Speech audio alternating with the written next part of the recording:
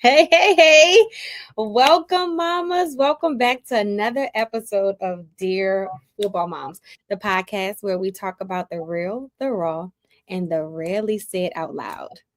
That's right. And we're your hosts. I'm Regine Hill, the parent liaison and the player development expert. Yep, I'm Alvion Brule, and for over 10 years, I've been mentoring, advising, and standing in the gap for football moms, especially the ones that's doing it all with very little help and with a whole lot of heart. And so today's episode is very, very special to me because we sat down and we pulled together 24 real life struggles of football moms that they face and they talk about, but they rarely like say out loud. And so these are the thoughts, right, that they feel sometimes in the car after practice, or they feel, that sometimes they're in a shadow in that stand, right? And the questions that some of them, they told us, what, Regine, they be Googling stuff trying to figure out things because they're Yes, too Google embarrassed it. to ask. What's that about?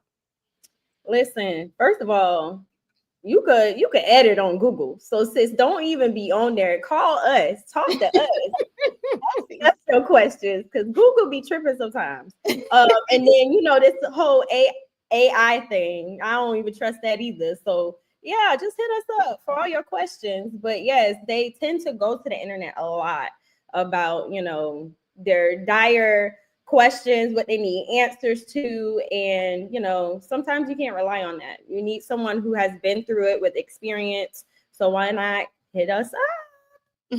Yeah. And so, like, we're not just, listing them for you. We're going to break them down. We're going to talk about them one by one over the next couple of weeks.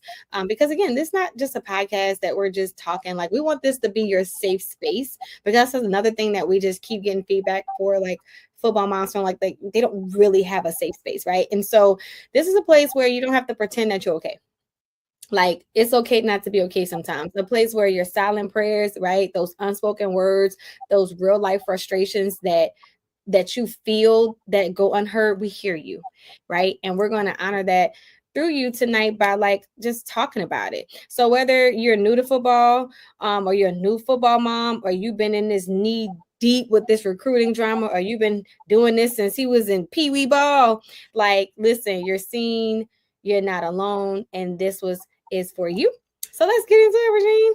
Let's get What are we talking about for our first segment? Secret struggles. Chris struggles. Let's get to it. So, some of the things that sports moms feel but don't want to say out loud. So it's really, really important. So let's talk about it. So let's start with this one. It hit myself and AB really hard. A mom shared with us her struggles with comparing her son to others. So she said, I compare him to other players, even when I try not to. Ooh. Whew. That one sting a little, doesn't it? Yeah, that one's definitely that one's touchy, like I think over the years I've had a lot of moms that feel that way, they would kind of like nudge and say, like, hey, is this normal? You know what I mean? And so I think that it's good that we're talking about it, because I think moms will realize that they're not alone. So, what's your thoughts on that? My thing is, you see your son working hard, right? And you want to just focus on his journey, making sure he has everything he needs. But then there's another kid coming around that has, get more offers than him, more playing time, or even like, you see some favoritism with the coaches with him. And then it's the thought that comes to your head, like, why not my son? Why is he not getting these opportunities, right? And my advice with that is just to be careful with comparing your son to other players. And I say that because it can be detrimental to his confidence, for one. He's going to always second guess himself. So when it's going out to the field, when it's executing plays, when it's making sure like he's making the right decision for the game, that can mess up his psyche with that. So that's one. Yeah. Also his focus. He's going to be focusing on trying to outplay his teammate or the other player versus like making his assignments, if that makes sense. So we don't want no MAs on the field at all. Right. But then At all. lastly, But lastly, potentially, leading to anxiety. Anxiety is really big with athletes, Mhm. fear of messing up, the fear of disappointing your coach. So that's how I feel. Those three things I feel like can like decline the performance of an athlete. Yeah. And from a mom's perspective, I think a lot of them, when I started talking to them about like why, I'm a why person, right? I'm always like asking why, like, why do you feel that way? Where is this coming from, right? I think it always just helps me get down to the nitty gritty. Like, I'm always trying to get to the bottom of things. And so one of the common pieces was like this guilt. For some reason, they would still feel like it was their fault, like they were lacking something on the mom's end. And so it's one of those things where we see like, yeah, you're proud of your child, right? But yet it's this still little voice that's constantly like in your ear whispering like, are we behind? Like, is he getting overlooked? Is he being mistreated? Is it something that I'm not doing?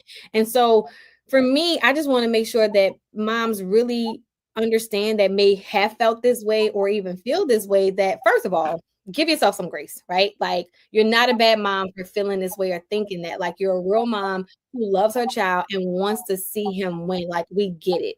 But Right. the issue, like you were saying earlier, is like that comparison thing, right? Um, Trying to figure out like why. And what I found was that that comparison thing usually comes from like some form of fear, and fear that, the child may get overlooked, or he's going to get left behind, or he won't get a scholarship opportunity. And sometimes it's our way of trying to like measure if we're not doing enough as a mom. And that's the like piece that I really want moms to like stop beating themselves up about, because in some regards they have a lot of responsibility. And we get into that like with our classes and stuff like that, or when we're talking about the recruiting piece, like what does that look like from a mom perspective in terms of like your responsibility. But just because another kid got an offer doesn't mean that your son won't. You know what I mean? So it's no need to kind of feel that, or maybe it's not his time. Like, this isn't a race. And so if your child has the talent, we always talk about this, right, Regine? Like, the real Yeah. question becomes like, do you know how to get him seen? Right? Right. That's where it comes in, your responsibility as a mom. Like, take a class, ask the questions, get the knowledge, make sure you're knowledgeable, you're putting them in those positions to win. And so that way, if your child ends up, winning on that side, then you did what you had to do. Or if your child ends up being at 98%, that doesn't go to the division 1 level, you still won. You know what I mean? As a mom, like, let that be the focus, if that makes sense. And then the truth about it is like, you don't always know people's story. You know what I mean? Like, how they got the scholarship opportunities, what all sacrifices that mom may have had. Like, it's almost like the same thing. It's just this highlight reel that you're seeing. Like, you're looking at a kid that may have struggled or went through God knows what, and you're like, oh, he's getting all of that, but you're not seeing the work that he put into it, right? And Right. so what you can control is how, like, you water your house, what you do with your son, your situation, because your son doesn't need to outshine anybody necessarily. He just needs to be nurtured and developed in his own lane, because if he does that, he's gonna get his time to shine, right? Right. And then the last thing that I gotta say, I guess, for me with this is like, you have the power to help him thrive as a mom, and Mm-hmm. not making him feel like he's better than somebody else, but helping him become the best version of himself. Like, that's the best thing that you could do. And I like commend my mom for that with me. Like, she's always taught me, like, whatever you do, never compare yourself to somebody else. Like, if you're always doing you and you're good at being you, you're gonna always have that opportunity to like shine, because it's you. Like, nobody can't do what you do. That's really my belief. Like, whatever your gift is, like, I can't be Regine. You know what I mean? She can be AP. You know what I mean? Like, we got our own personalities, and you get what I mean? And like, you're able to light up a room still. You get what I mean? And so I think a lot of moms, we or women in general, we get caught up in that comparison thing, and we just gotta stop doing that. Yeah. And to piggyback off of that, mama, you comparing oranges to apples, okay? So like AB said, use this time to hone in and like better the craft of your athlete. So if that means, you're hiring a nutritionist to, help him bulk up for his position, or even hiring a personal trainer, or even a trainer that can help him in his position group to help him excel. in those drills and learn those skills so he can get better seen at these, different opportunities at camps, or getting seen on his highlight tape to be able to get those offers. So, or you could be like Miss Terica Williams and be out in the front lawn with your flip flops on, teaching your son what he needs to know on the field. I love it. Yeah, I have this saying, like the comparison can sometimes confuse the calling. And it's one of those things where, like, your son's pet may never look like, in most cases, somebody else's. Like football, this industry is just so different that it's like one of those things where it's no like book that somebody can give you, because every child's pathway it may have some similarities, but it's going to always be different. You know what I mean? And Right. so speaking of that, like it kind of brings us to our next one. Another secret struggle that a mom shared with us that we found very common, actually a few moms, was that I pretend to understand everything, but I'm confused. Ooh, say it again for the mamas in the back. Yeah, like we have a lot of moms that do that, right? Like they literally walk into rooms and it's like you got the recruiting timelines, you got the dead periods, you got the official visits, unofficial visits, core GPA, cumulative GPA, academic eligibility, again, they're Googling, chat GPT and reading tweets and trying to decode, what's the preferred walk-on versus this, what's this and that. And it's like they're sitting there confused and they really don't understand, but they're too afraid to say something. Or they're like these OVs where they're in these meetings with the coaches and the coaches like, right, mama? And they're like, yeah, but in their head, they're like, what is he talking about? I have no idea. Or they're just, not knowing what to say, what questions to ask while they're on their OVs. Yeah, and I literally have seen that a lot of times, like we're on a visit, unofficial or whatever, and the coaches are talking and we walk out and mom like looks at me like, you have to explain that to me, and I get it, because I remember when I first started getting into this space, just not even as like a agent or advocate or advisor, any of that, but just simply trying to help student athletes. I remember first going to like the NCAA website and just having to learn, and it was extremely overwhelming. And I'm I would like to think highly educated person, highly intelligent. And like for me, a person who loves to read books, was just like, this is overwhelming. So I can imagine what a mom feels. And it's okay not to know it all, right? Right. The process can sometimes feel like a full-time job in itself, or become a full-time job. Because I know moms that's like, AB, like I'm over here struggling, baby. I ain't got no free time. They getting off the work, they picking kids up from school, they going straight to football practice, they leaving football practice, they going straight to training, they leaving training, they going straight home, they gotta cook, they gotta clean, they gotta get the kids to bed, they gotta wake up and do it all over again. And Super then mom. what? And it's like, it's one of those things where like that's why this podcast is so important to us, because it's like we want to be able to help educate you, so when you're walking into those spaces, right, because Regine does it all the time, I've done it over the years, like we know what's coming, so now you're prepared, now you don't feel crazy or dumb, like nobody's talking over your head.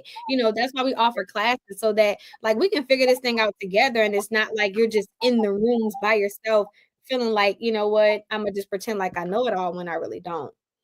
Right. Well, let's move on to our second segment, which is story time. Baby, mamas, I got a story for y'all. Uh-oh. So basically, there was a linebacker freshman who basically did not look like a linebacker. When I tell you he looked like a wide receiver, he was tall and lanky and skinny, maybe even a DB at one point.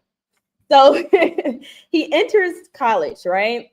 And his mom is someone who a coach will call like a brick house. When I tell you like BBL allegations, okay? Like when I tell you curve after curve, she had me wanting to get in the gym. Okay. All right. Yeah. So she had the charisma, the body, the beautiful face and everything. And basically, she came to a coach trying to get her son, evaluated, looked at to be on this potential college team, right?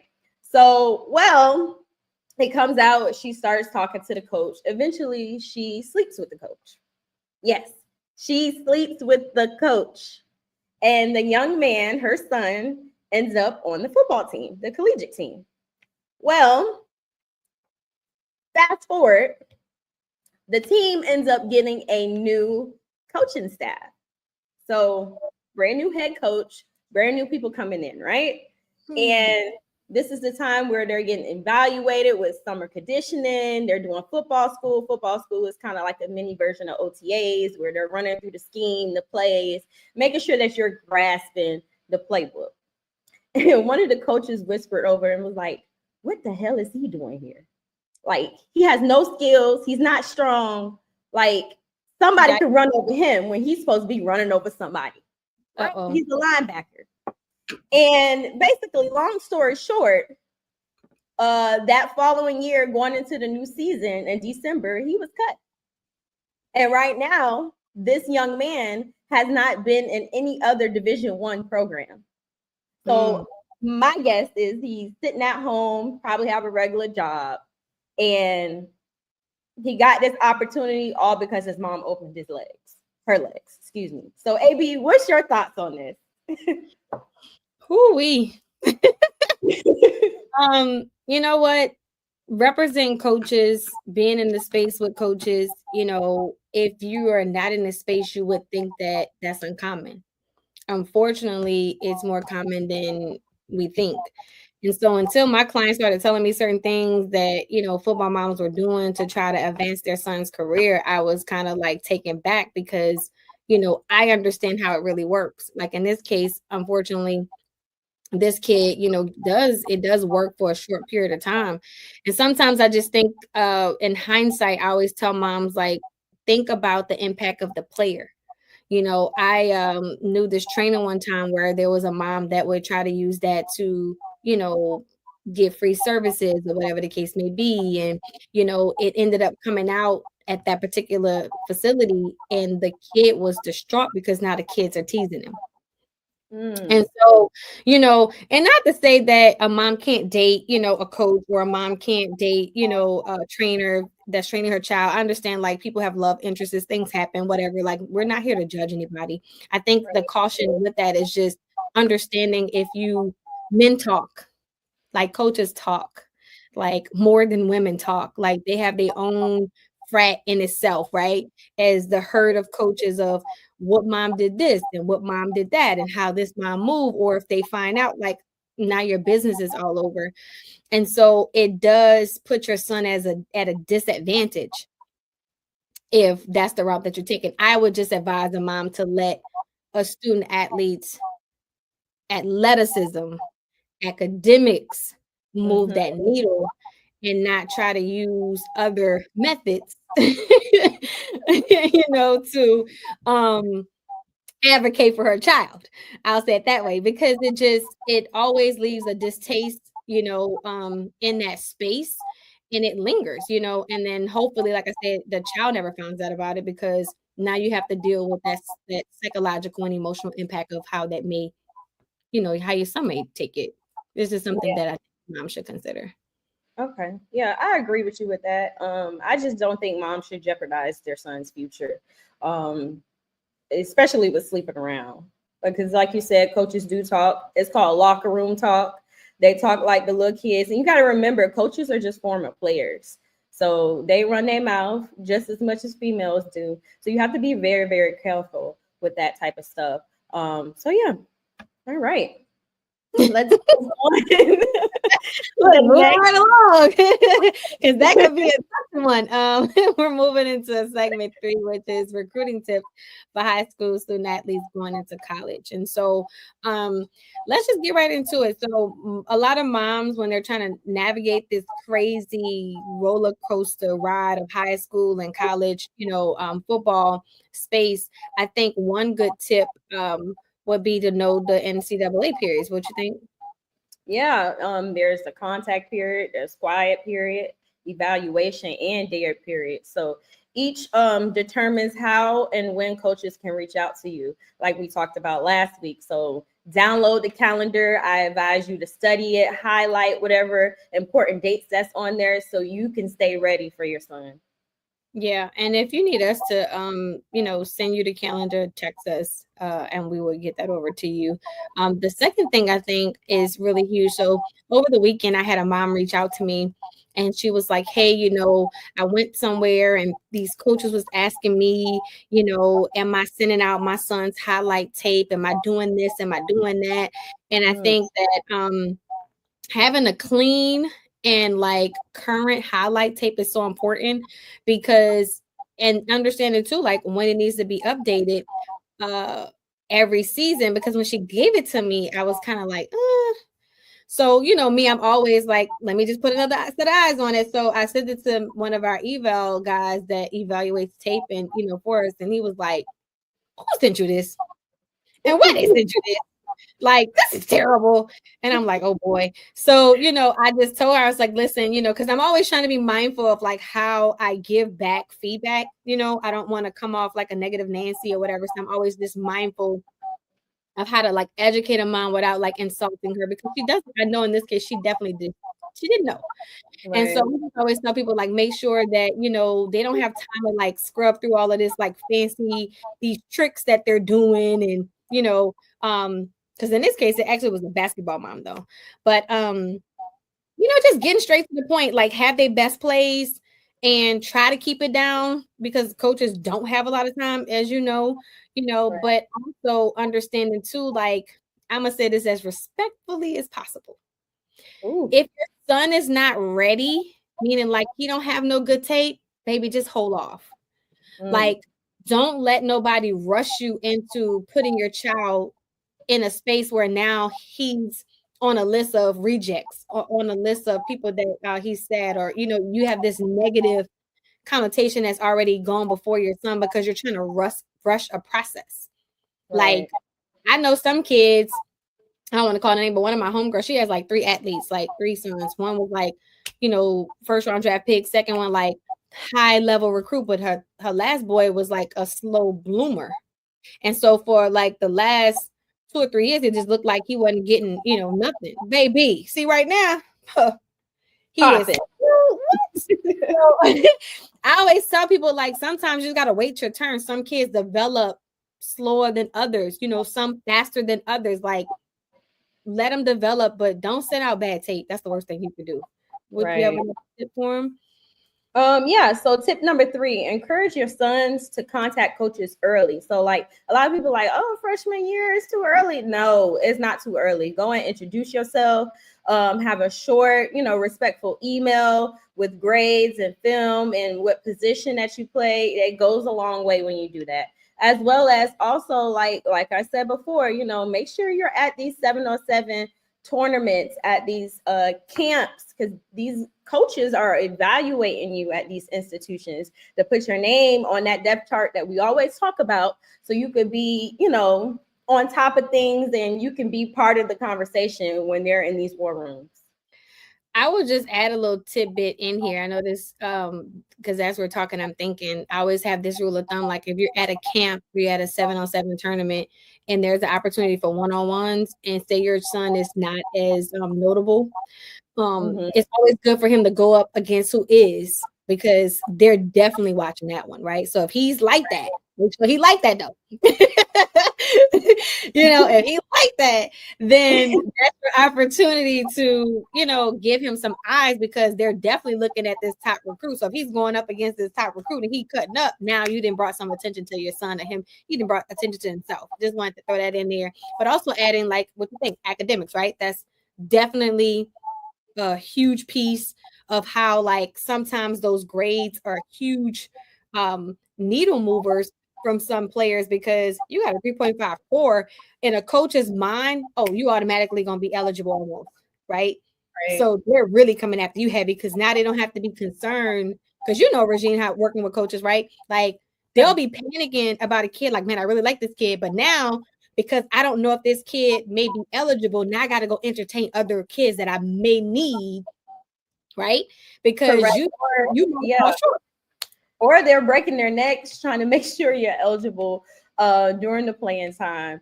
So that means stacking up classes over the summer to make sure you're ready for the fall. So you don't want to fall in that category.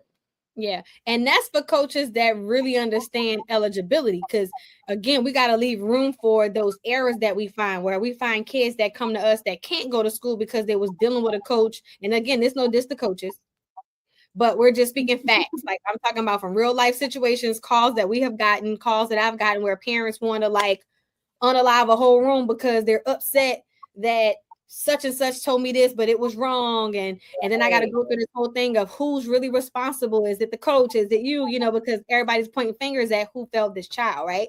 And so there are some cases, not a lot, but from my experience, every now and then I'll see a situation where a coach don't understand eligibility and miss the fact that this child is a little bit too close to that cusp, and then that child ends up being too short, and now everybody's like scrambling at the tail end, you know. But I've also seen it the other way around, where they get there and then they're able to go stack those classes right fast, take some summer classes, and they end up able to go, you know, enroll in school. So we've seen a lot.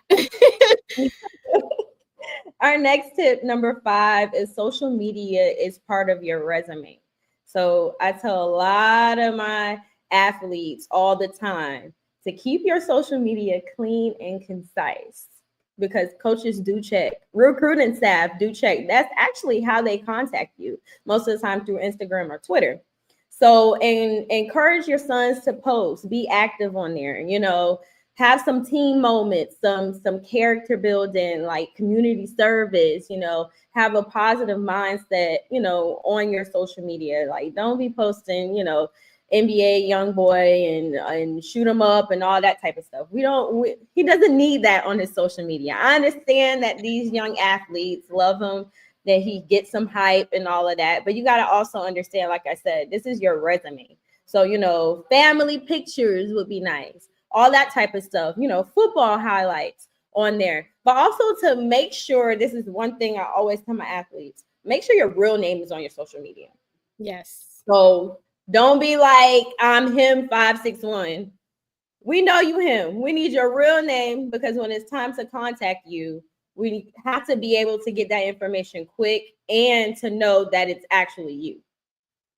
And that's for moms too. We can't have busted up baby 24, you know, like we see, you know, like as a mom, like you want to have something that people can find you as well, because you're a reflection of your child, right? They do research you as well. And not just, you know, the schools, but the NFL, for those who have the ability to play on the next level. Because here's the reality, moms, like social media is your son's silent scout report. Like, trust me, right? Like they are watching, schools are watching, you know, and like you said, colleges, like especially P4, some of them have evaluation departments, like where their whole job is to just go and sift through social media.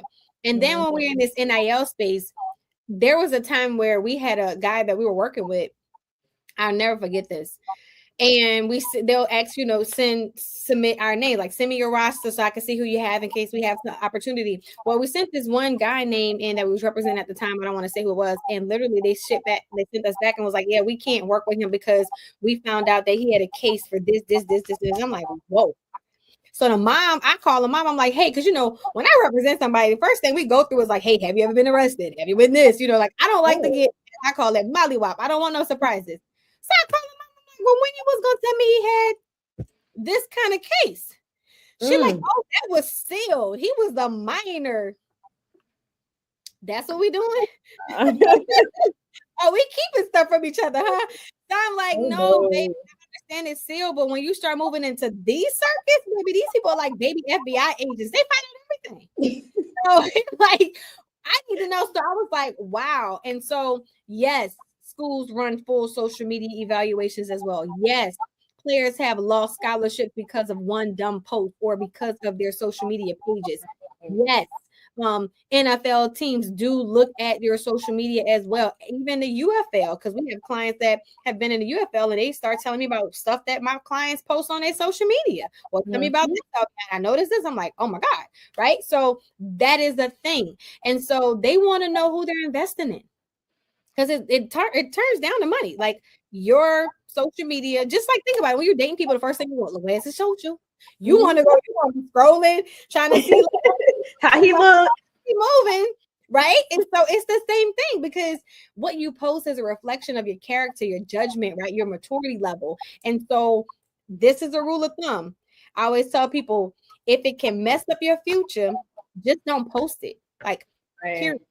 Because you can't take it back. Once it's on the internet, baby, even if you take it down, it's out there. You know, you got screen recording now, you got screenshots now. So it ain't even no more you put something up and take it down because I know y'all all guilty. Somebody posted like, let me get it before they take it down.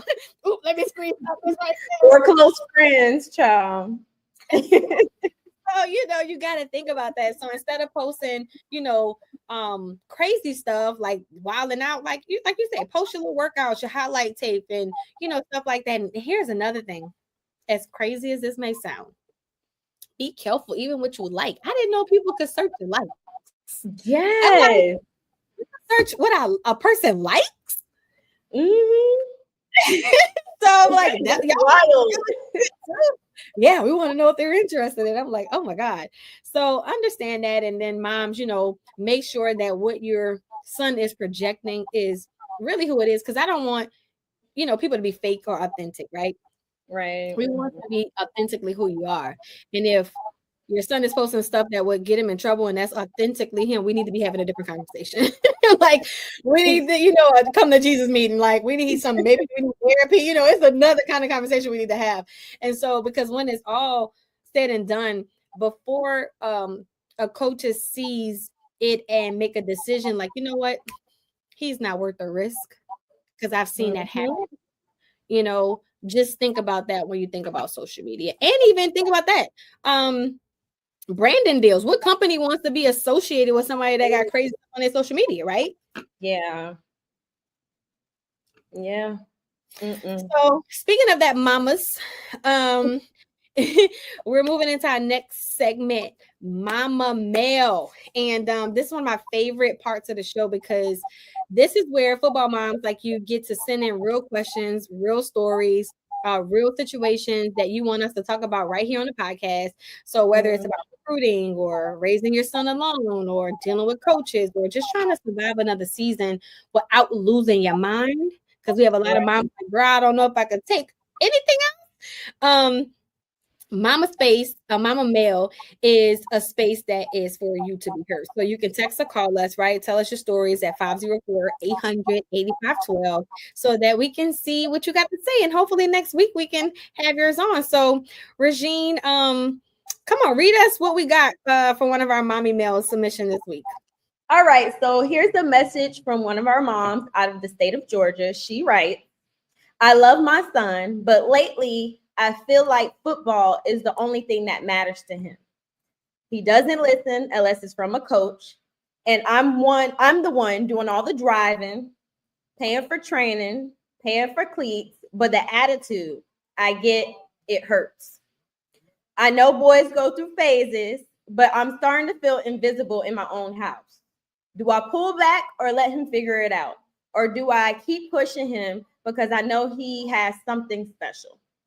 I just don't want to lose myself in the process. Oof. Ugh. I hear you, mama. That one is deep, and I know that you're not the only mom that feels that way or pressure. Like literally over the years, it has been numerous times of moms that have had similar sentiments. Like, you know, AB, like I just feel like he doesn't value me. AB, he doesn't, you know, realize the sacrifices that I make. AB, like I feel like he doesn't appreciate, you know. And so first of all, I just want to say, one, you're not invisible.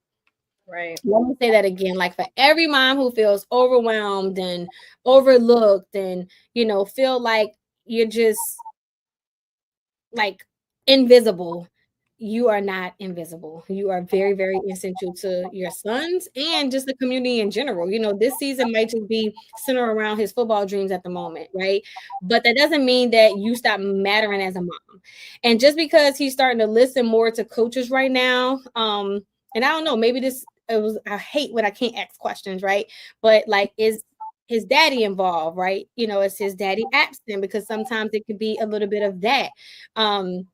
Because now it's not that your voice doesn't matter or it doesn't have any power. It just means like your role is shifting, because I've seen that. Like, I don't know about you, Regine, but like through your experience, I've always seen guys go through shifts. Even with me, like when I was mentoring high school student athletes and I watched them go from high school, I was Miss AB. And then they get to like college, and then it's like, I'm cis. And then when they get to the NFL, it's like I'm Albion. You know what I mean? So you go through these shifts with them of who you become to them as they're navigating all of these feelings and all of these expressions themselves. And so I just want to say this with love, like, you can be supportive without being shadowed. Like, a lot of times people just feel like if they're not in the forefront, if they're not always being seen, then it's not support.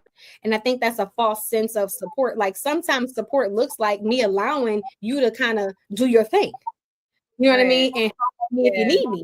You know what I'm saying? So I think sometimes moms just feel like, well, if I'm not there and I'm not, then he may feel like he's not being supported. So I always tell moms, like, well, sometimes talk to him, ask him. Some kids can articulate exactly what it is that they're feeling. And so there's a fine line between like showing up for your child and then losing yourself in the process. I know a lot of moms that go through that too. That's a whole nother conversation. We're gonna probably talk about that next week, right? But outside of that, I know that, and like mamas, like, you want to feel like you matter. And so this is that part of motherhood that a lot of people don't really want to talk about when it comes to like football motherhoods, right? Like, they feel like I give and I give and I give and I fund the dream and I pray the prayers and I'm, still stuck feeling like, do he even see me? Does it even matter? Like, does he even know how heavy this is? You know what I'm saying? Like, what's been your experience with that? Well, to piggy off of you, I started off as Miss Hill, and now I'm in the auntie stage. So I'm waiting to be Regine right now. But during that whole process of what you're talking about, sometimes during the time, I feel like a lot of the boys feel like they're naturally feeling themselves. They're going through that whole phase of manhood and being a man and being a grown man at that, because that's what they teach in collegiate football, handling your business, knowing that you don't have anybody holding your hand to walk you through the whole process, right? So they're going through that phase and that part of their life where they're just wanting you to listen. They want you to tell them like the decision that they're making or their thought process that they have is articulate enough, strong enough for them to stand on those 10 toes that they have, right? So a lot of the times our guys go through this whole phase, but really it's just them filling themselves out. They want to be that grown man. They want to step in those footsteps where they can make a sound decision on their own without having to listen to mama or listen to pop or listen to a adult figurehead, because they can handle it on their own. Yeah. And a part of like, I coach some moms and, and mentor some, women, and, some just happen to be football moms. But a lot of times when we're going through this space, again, I like to ask a lot of questions that unfortunately I can't do in this case, but I would just advise, like, if I were coaching this mom, is to like do what we call temperature checks, right? Like, not just, how he's feeling, but or not just his behavior, but like trying to figure out like where this attitude is really coming from. Because it might have absolutely nothing to do with mom. It might be him breaking up with his girlfriend. You know how many times we didn't got snapped on because a girlfriend cutting up? And I'm like, hold on, I ain't did you nothing there. So his attitude might be masking pressure too. I've seen that where I've had literally one time, and sometimes people don't know the hard spots that we get in as advocates of players and having a relationship with moms too, because now I love mom, I love player, and now player is telling me that, hey, mom is putting this pressure on me to pay bills with my money from school and I don't have enough, and so they're frustrated because mom is now saying, hey, I need money for the light bill. And there's no diss to moms that have hard times. I get it. Like, I'm not judging, but I had to have a hard conversation one time with a mom and like, listen, because I'm like, what do I do with this? I got this boy crying to me, telling me my mom this, the coach is calling me saying, hey, it's the mom, mom's the issue. And I love this woman. And now I got to take a risk because it's always a risk because we're not family. So it's always a risk if we got to say the hard things because now I don't know if she's going to stop talking to me. I don't know if she's going to receive this from me. That's her child, right? Right. Love him, but that's her child. So it's like at the end of the day, right? I could scream he mine all day long. She like, nah, you know what I mean? So it's like I get it. And so we get put in these hard situations where I'm like, I literally had to pray, like, God, I don't want to have this conversation. I don't know how she's gonna do it. But what made me have to tell her is that her son started getting suicidal because of it. Mm. So he started having these super, super like suicidal thoughts. So I'm like, you know what? If she don't like me because of this, if she stopped talking to me because of this, I'm gonna have to just take this on the chin because I Right. gotta sleep tonight. So I called her and I was like, listen, I gotta tell you something that's really, really hard, and I don't know how you're gonna take it, but because I love you and I know you love your son and I love your son, I have to tell you something that he shared with me that is very Mhm. sensitive. And I need to know that you're going to take this and not get angry, but we got to love and walk him through. This is not a time for us to be angry. And so I was Right. able to tell her what happened and how he was feeling. And she just broke down crying. Mm. And then we were able to have a different conversation, which was, listen, how can we help? Or what can he do financially? What other ways can I help you make more money? Can I help you go back to school? So you can get a better job. Like me and her were able to start having a conversation of how can I help her become more financially stable and try to take some of that pressure off of her son. Because I think sometimes moms think that the boys are getting more money than they're actually getting. Well, I've seen moms, which is probably another topic we have to talk about, get mad because like, well, he do more for his girlfriend. I've seen that. Seriously. And so it's one of those things where I always tell moms, like, find out what the attitude is about. See if you can create a safe space with your son enough for him to tell you, even if it might be some of what you're doing. Mhm. You know what I'm saying? And so, and again, it doesn't excuse his attitude because nobody should have an attitude with our moms. We got to be able to deal with our feelings effectively, but just asking him like if he's okay, if there's anything he's struggling with, and even if he shrug you off and say like, "Nah, I'm good." Don't really be too pushy. Just be present, and then figure out a way to make him feel safe in being able to share whatever's on his heart. You know what I mean? That's one. Yeah. Yeah, for sure. I mean, I would say a good question is what is the one of the biggest challenges you're going through right now and how can I support you? That would be a big one for you. Yep. Yeah. And two would be, pull back with purpose, not bitterness. A lot of times people, they get frustrated, like, oh, this person got an attitude with me, so I'm gonna just pull back. Don't be bitter. But if you're Mm-mm. gonna pull back, let it be with a purpose. Let it be like a soft pullback that might help him realize, like, hey, who's really in your corner? Sometimes you have to, I've seen moms have to do that. Like, oh, okay, you don't want mommy there? Bet. Reel back a little bit. Now all hell breaking loose, like, mommy, I've seen that. Come get me, So you just see so much. Like again, no one situation is the same. But for me, as a believer, that's why I always advocate for Christian, parents to say, like, listen, pray for discernment. Ask God for wisdom about what your child is going through and how to handle that situation. Because again, no one situation is the same, right? And so again, it might mean letting him carry a little bit more than normal to see or realize, like, man, mommy really was helping. That's a little heavy, and now it gives him a greater appreciation from mom because man, mom been paying this phone bill and light bill, all of this by herself, and now I gotta pay, because they be like, Yeah. man, yeah, being an adult is not fun, my boy. It's not all cracked up to what it seems like, so I always have No. that conversation, right? And it brings me back to my mom, like, girl, don't rush to be no adult. No, don't rush it. But Take your yeah, time. like AB said, I just say be a good listener. Like a lot of the times the signs are there. They'll talk to you. They'll let you know. A lot of the times they just want to hear themselves talk. So just be that active listener where you could be able to pinpoint because you know your child more better than anybody else. So you know when something is wrong, you know when to tap in. So don't be pushy, like AB said. Ask the questions you need to ask to get the answers you need to be able to support your athlete. And then I think another thing, Regine, that I think is very important is just has a mom like reclaiming yourself. Like go Mm. and just do something that brings you joy. right? Right. I've seen a lot of moms get burned out. But what I've learned is that a burnt out mom can't build a balanced son Ooh. because you're giving from a place of depletion. You know what I'm saying? And so you got to show him his identity and what that looks like outside of that sport, outside of that jersey. And that actually starts Mhm. as a mom. You know what I mean? So if you can show him, and sometimes just being able to pour back into yourself, it gives you perspective. Like you're Right. not feeling that fatigue that now you're getting a little bit you might have more patience to even understand or a larger capacity to even grasp whatever it is your son is going through. Yeah, so I know a lot of moms, don't have much time because, like you said, you're the driver, you're the chef, you're prepping these meals, But I truly think me time is something that's really, really important. Create some white space for you, Start a mini business, go take a spa, join a reading group, reading club, read your favorite book, or catch up on them shows because I know y'all be watching them reality shows.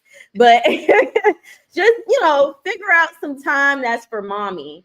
Like AB said, you don't want to get burnt out. You don't want to lose your mind or just be physically exhausted with the game.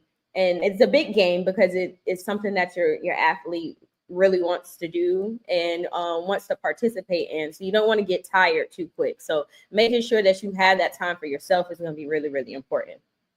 Yeah. And you know me, I'm always about scripture because I think that that's balance in my life. So I think Galatians 9, I'm sorry, 6 and 9 NIV is a really good one to hold on to. Let us not become weary in good doing, or at the proper time we will reap a harvest if we do not give up. I always tell moms, like, if you plant that seed, if you poured into your son, if you've done all what you need to do, it's in there. And in the right time, it's going that you're going to see it. So you don't have to worry, right? You could just pray. And so the harvest is not just about his football career, but it's about his peace, his sanity, as well as yours. Your identity as a woman of purpose and of power, and as a mom that's pouring into this young man. So again, don't lose yourself. And doing good, as that great mom. As long as you don't lose sight of you in the process, like understand, like you're doing a great job. Like pat yourself on the back, and we patting you on the back too, saying keep pushing and keep going. You got this, girl. Yes. And to close out this segment, to the mom that sent that message, thank you for your honesty. We really, really appreciate it. And we just want you to know that you're not alone. And if you're listening right now and it hit home for you, shoot us a text at 504-800-8512 and say, I felt that. Or send your own mama mail for next week. Yeah, we would love to hear it. I love hearing stories. I love when people ask questions. Like I just love it. So it brings us into our motivational minute for the moms who are tired, because we get that a lot. Girl, I'm tired, sis. I'm tired. But Right. yeah, like before we wrap up, I just want to talk to the mom who really, really just feels like she's not doing enough. We've been hearing that a lot. Or who's doing everything and still feel Yeah. behind the eight ball. Yeah. Like you're not alone. Mm-hmm. You are doing something powerful. Being a football mom is not for the weak. All right. Nope. You are showing up for your child in ways he may not fully understand right now, but I promise you, when he gets older, he will appreciate you. Trust me, he will see it. To this day, it was a lot of stuff that my mom did in my high school years that I just was like, I didn't understand. I didn't get out. I actually was upset about that. Now, as an adult, I'm like, God, thank you. Because I Mm, understand that was her protecting me. no, for sure. And mama, you don't need to know all the terms, the rules, and you don't have to figure it all out today. Trust me. What matters is most is you having the love for him through it all and Yep. support. Yep. And one day he's gonna look back and say, you know what, mama? You believed in me all that time. You believed in me when nobody else did. Mama, you know what? Thank you. Like, I appreciate you. And when you hear that, have had so many moms that even had to make some hard decisions with their children that later came back and said, you know what, ma, thank you. I appreciated that. So at the end of the day, that's your win. Yes, and that's definitely that tearjerker. I had to look up real quick because I was about to cry when you said that. I felt that, AB. But again, thanks for spending time with us today. Mama, we appreciate you, and we hope this episode reminded you of your feelings, and they're valid, basically. And we support you through it all. So your efforts are not in vain. Absolutely. And we're cheering for you, girl. I promise you, if you don't have a tribe, you got a tribe. We your tribe, okay? Yeah. So make sure that you follow us on Instagram at the agency page, the 818 Agency, or Facebook at the Football Mom page. I think it's a good page for you to join because we're going to start putting in different like recruiting tips and tools that you can use and benefit from. You also can watch this episode or share it with your friend on YouTube for any tips, real talk, and encouragement. And don't forget, you are doing better than you think, okay? Yes. And that's on period, Pooh. Well, see you next time. Bye. Bye. And don't forget to send us those messages. We want those stories.